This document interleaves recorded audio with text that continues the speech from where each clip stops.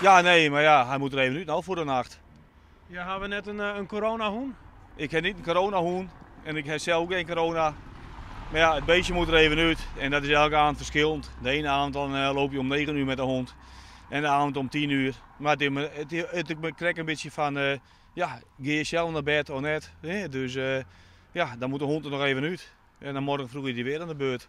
Ja, maar ja, je morning van de boete, wat vind je er eigenlijk van op stritten?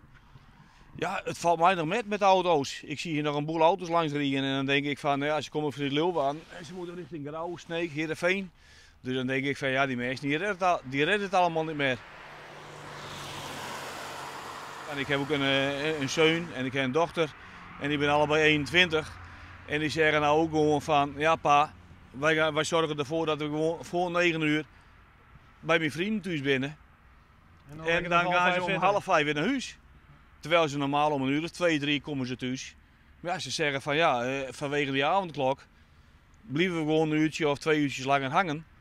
Want dan krijgen we in ieder geval niet een boete.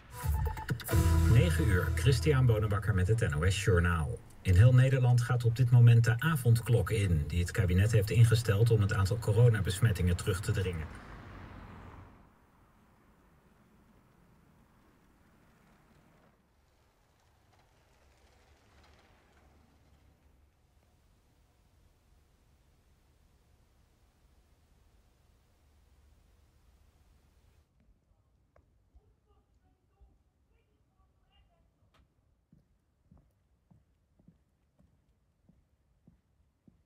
De jongensklok is in.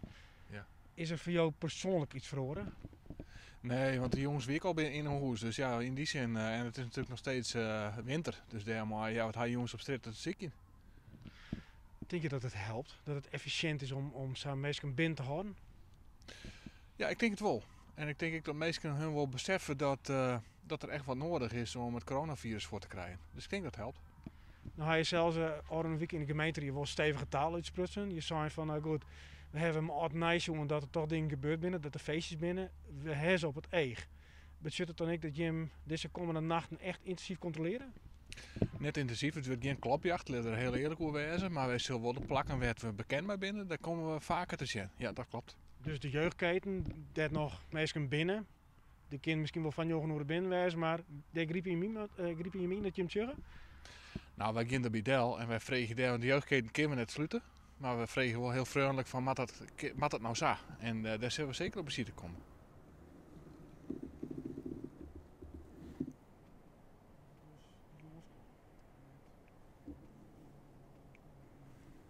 Oosterhout, nou we staan hier vlak bij een merk. Het is wel heel stil hier. Het is heel stil. Ben we net weinig, hè? Want het is ons leven hier. Ja, je zal je leven, jongen. Het is prachtig hier. We wijnen nog 2 hier. Maar het is hartstikke mooi. Maar jouw haan, hoe? Ik ga een hoen. Ik ga al mijn hele leven een hoen doen. Die komt nou goed uit, denk ik net. Ja, nou ja, ik heb er nog even uit, maar... Nou, ik zit ook al in een hoed, jongens, hè, met mast. Ik denk er wel een beetje om, ja, want... Die ken ik nergens heen eigenlijk. Nee, en dat mis ik al. Even flutteren bij zo, even voort. Dan is niks meer.